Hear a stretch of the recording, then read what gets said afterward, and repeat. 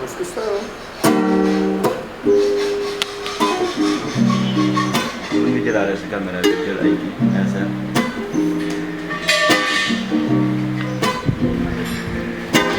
Baby, boo-dabby, boo-dabby. Whoa, boo-dabby, boo-dabby. The new things are coming. We're trying to give you what is good for us. New things are coming. Essences given by. Non, ça, je ne chante pas. Yes, I. Salam alaikum. Iba Koustas from iScience. Vous êtes dans le vrai mag. Dia Diouf, c'est Cory de iScience. Vous êtes dans le vrai mag. Yo fou mag le quoi.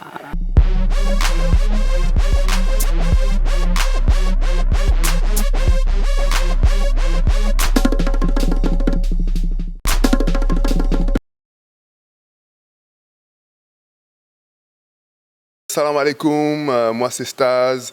Je suis artiste musicien. J'ai commencé dans le hip-hop avec en 2001 sérieusement, mais bon, je baigne dans la musique depuis petit, mais j'ai commencé sérieusement dans le hip-hop avec mon collectif de hip-hop LZ3 en 2001. Et j'ai fait partie du groupe Style avec Septic et Shingo. Et on a sorti un album qui s'appelle Musique Noire. Et après, j'ai créé avec Corina iScience. Je suis musicien, artiste, créateur, quoi. Yeah. Clavier et guitare.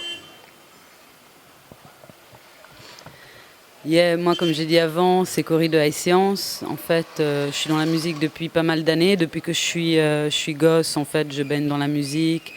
J'ai travaillé dans des chorales. J'ai fait la choriste, en fait, dans différents groupes, que ce soit en Angleterre, en Belgique, en Italie, des groupes comme Shekina en Italie avec qui on a sorti un album. J'étais aussi choriste pour Omar Perry, le fils de Lee Scratch Perry, dans le groupe Deep Colcha qui était en Belgique. Mon premier groupe avec ma copine Vedina, à qui je fais un big up, qui est à Londres, c'était un groupe anglais qui s'appelle August. Et après, en fait, j'ai collaboré surtout avec des sound systems. Autant j'étais vraiment dans le milieu reggae à fond. Et également dans des collectifs de hip-hop et tout. Après, en 2005, en fait, j'ai décidé de me transférer ici au Sénégal parce que l'Occident, ça puait, en fait. On sentait que voilà, les choses étaient en train de se dégrader et que également les mentalités n'étaient pas assez ouvertes pour créer du nouveau, pour faire avancer un peu les choses dans des nouvelles directions. Et je me suis dit, ben voilà, pourquoi pas venir découvrir un peu ce qu'il y a ici, apprendre une nouvelle langue, apprendre des nouvelles perspectives et en même temps enregistrer ma maquette, mon album solo avec des artistes locaux en featuring et tout. Au fil du parcours, j'ai rencontré beaucoup d'artistes à qui je fais un gros big up, les Cool Coxis, les Rouman, les Matadors, tous les gars de Pikine qui m'ont accompagné, tous les gars de la communauté camerounaise ici, les Nyom Wolfie, Forzak et tout ça. Tous les studios d'enregistrement, je crois que Rambona Studio Yop, quoi, de Pikine à Guédiouaï à Samsam de limite, tu vois, dans toutes les banlieues de Dakar. Et ça m'a permis en fait de faire vraiment des chouettes rencontres aussi dans le milieu reggae, les Dread Maxime et tout ça. Et tous les gars m'ont vraiment adopté un peu comme une petite sœur. Ils m'ont beaucoup poussé dans les choses jusqu'à ce que j'atterrisse un beau jour grâce à Cool Coxis dans le studio 39 des styles. Et je rencontre Staz et tous les gars là-bas. Et avec Staz, on décide en fait de fonder le groupe iScience et de faire du live. Donc c'était fini les instrus, c'était fini les DJ. On a dit maintenant on se met aux choses musicales et aux compositions musicales réelles, disons quelque part. Pas pour dénigrer les instrus et les DJ, parce que c'est clair, c'est dans le cœur aussi le hip-hop.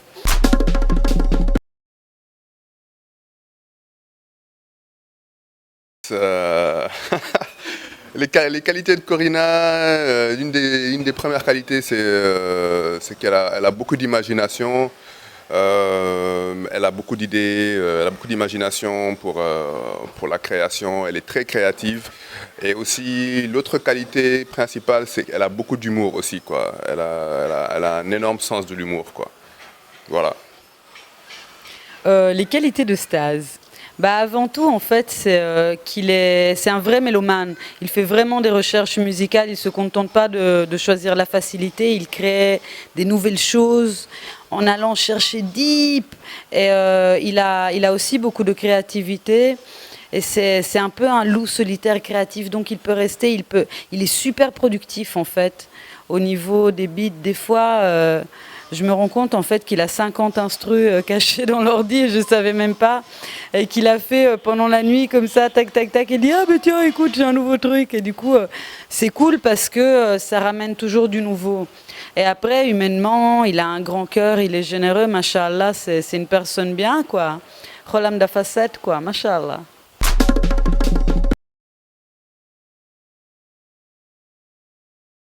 Ouais, on est super satisfait parce que tu vois, ça, alhamdoulilah, quoi, ça aurait pu être pire. Ça aurait pu être pire parce que pour faire l'album, on est passé par différents steps. Il y a eu beaucoup on va dire, beaucoup de soucis, on a perdu des données, etc. Mais alhamdoulilah, on est vraiment satisfait d'un côté du retour du public. Parce qu'on a rempli le CCF, les fans nous ont suivis, les gens ont vraiment aimé la musique. Et d'un autre côté aussi, on est insatisfait parce qu'on veut toujours faire plus, on veut toujours faire mieux, on veut toujours plus de qualité. Donc ça, ce sera peut-être pour la suite, pour les prochains albums. Mais bon, alhamdoulilah, quoi. Alhamdoulilah, on est vraiment content. On est vraiment content et on a travaillé avec des gens super au niveau des visuels. On a une équipe vraiment incroyable, tu vois, des gens qui croient en nous, qui sont talentueux aussi au niveau, tu vois, au niveau du stylisme, au niveau des visuels, au niveau de nos musiciens. Donc, alhamdoulilah, quoi, pour moi. Yeah, comme Stas a dit, en fait, alhamdoulilah, on remercie toute la famille, tout le monde il a été gentil, mignon, tous les fans, c'est gros bisous. Après, de notre part, en fait, par contre, je pense qu'on aurait pu faire mieux. Franchement, bon, c'était un premier album, c'était tout en autoprod, donc c'était pas facile non plus. Et heureusement que beaucoup de gens, comme Stas l'a dit, nous ont aidés. Tout le collectif des Petites Pierres, les Jibanton, tous les gens vraiment qui nous ont japanté, quoi. Mais au niveau, en fait, de la communication sur l'album, on aurait pu faire mieux. De la distribution digitale, on a attendu 15 ans avant de s'occuper réellement de ça. Et on a fait pas mal d'erreurs de parcours, mais bon, on apprend de ces erreurs en fait. Donc je me dis que rien n'est perdu parce que le fait d'avoir fait ces erreurs nous permet, Inch'Allah, de rectifier le tir et de faire mieux la prochaine fois, quoi. Donc c'est tout un parcours d'expérience et c'est ça le vrai retour en fait. Tout ce qu'on a pu apprendre et aussi les liens qui se sont renforcés avec tous les gens qui ont pu nous soutenir et qui continuent à nous soutenir et que vraiment on big up.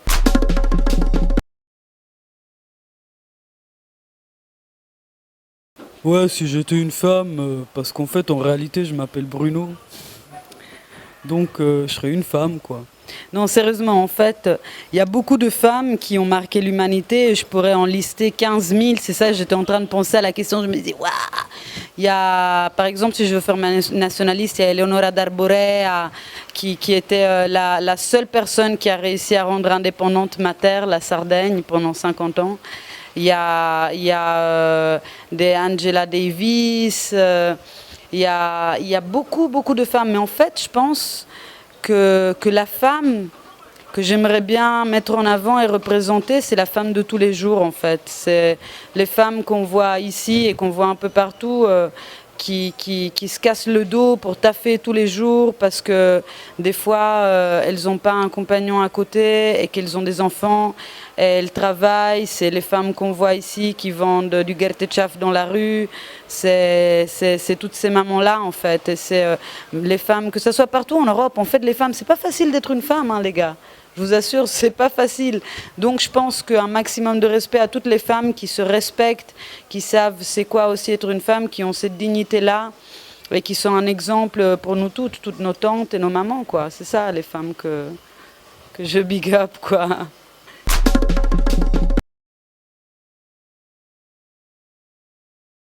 Bah, si j'étais une spécialité, ce serait un plat Jola qui s'appelle le etoje, tu vois.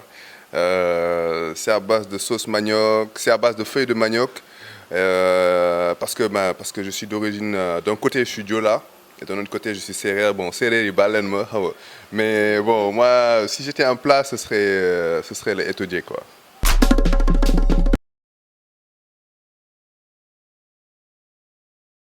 Yeah, man la Corina de Haïtiens, yéen a ngi seetaan vrai mag bu leen fàtte pour seddale ko ñuy nekk ak Mamo Hits yëfu mag la.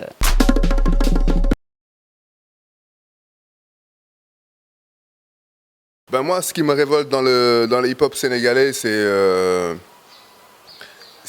un peu le complexe, c'est la barrière de la langue, en fait, tu vois.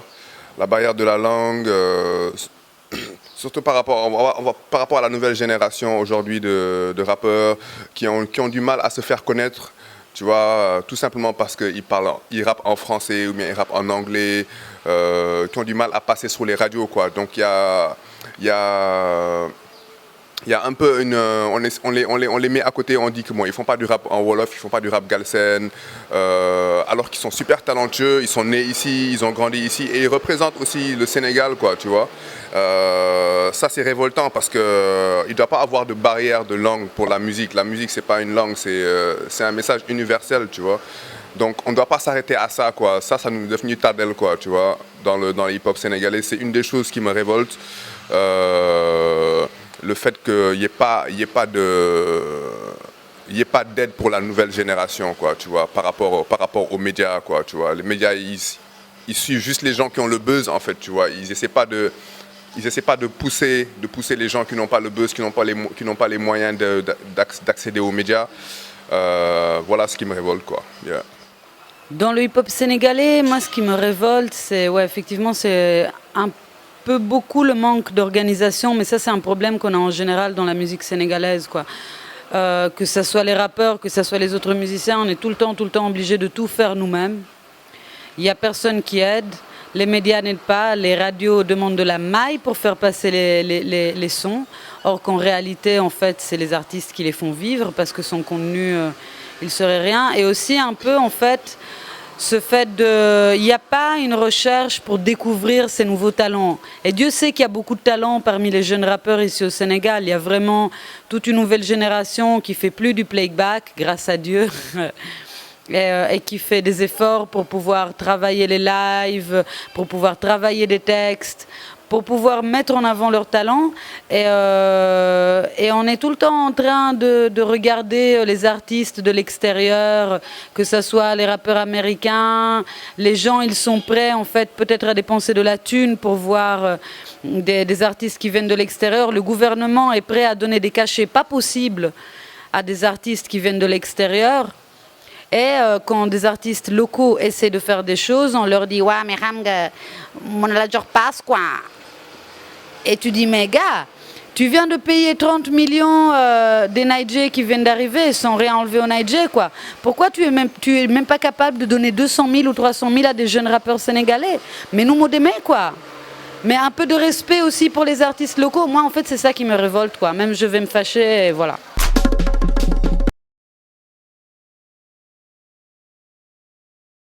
En fait, il y a des réalités que les artistes sur le continent africain doivent affronter, qui sont propres vraiment en fait aux artistes africains, et c'est un peu injuste parce qu'on leur demande souvent en fait d'être africains avant d'être artistes, de démontrer toujours leur exoticisme en fait. Et donc on coupe la possibilité de pouvoir explorer des secteurs artistiques et des courants artistiques qu'ils pourraient développer bien mieux s'ils avaient cette liberté. On ne demande pas un artiste américain soit plus américain, ou un artiste européen soit plus européen, ou un australien soit plus australien, mais souvent on demande à l'artiste africain d'être plus africain, d'être dans la world music, quoi. Et d'avoir justement cet exoticisme, c'est pas vraiment juste, quoi. Si par exemple un artiste africain décide de faire du punk, on lui dit ouais mais c'est pas très africain tout ça. Ça c'est pas normal, quoi. Et aussi je pense que ça peut être contrecarré en fait en renforçant l'industrie musicale au sein du continent et les échanges au sein du continent. Parce qu'ici, il y a un potentiel énorme. Et c'est vraiment en montrant que le continent se renforce sans avoir besoin d'aller tout le temps chercher ailleurs, que ça peut se renforcer et dire voilà, nous on crée nos courants ici et c'est pas des courants tout le temps où il faut tout le temps montrer la tradition et mettre un masque par-ci et une petite kora par-là, sans rien enlever au masque et au kora, clairement.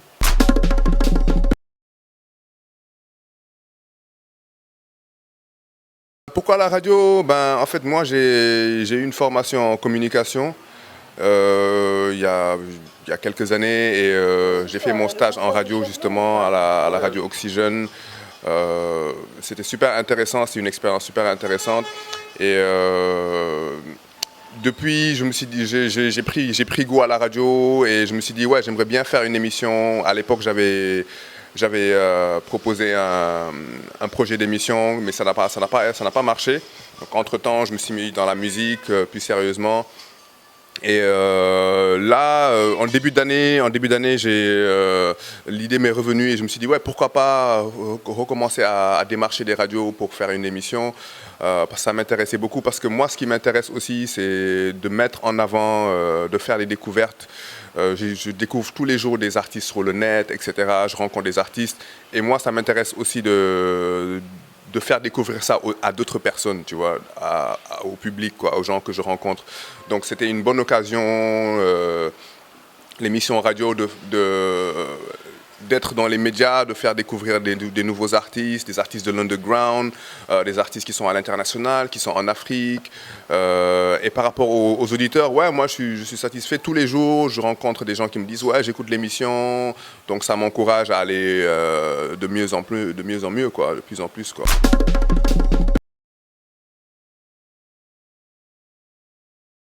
Génie de la lampe, J. Banton.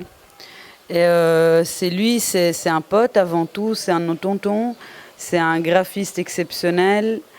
Et on s'est rencontrés en fait aux Petites Pierres, on avait commencé à discuter, on lui a fait écouter notre musique.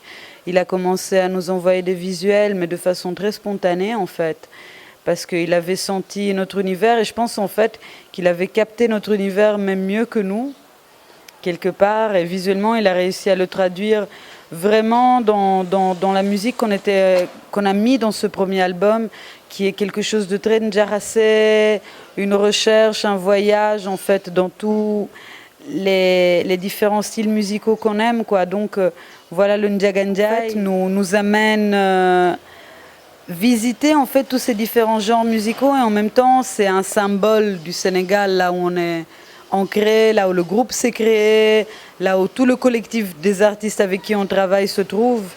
Et aussi les couleurs en fait de la pochette sont des couleurs qui nous sont très proches, c'est des couleurs chaudes et qui sont un peu marrantes, humoristiques, qui veulent montrer le côté fun de High Science et en même temps le côté un peu de cirque, de folie qu'on essaie d'exprimer, parce que bon, même le nom du groupe High Science, c'est Aibri Khalat, quoi. C'est la recherche des différentes sciences qu'il y a, et nous, on en cherche quelques-unes, et les autres amis, comme justement J. Banton, nous en amènent des autres. Et en fait, c'est l'union de toutes ces différentes sciences qui fait High Science.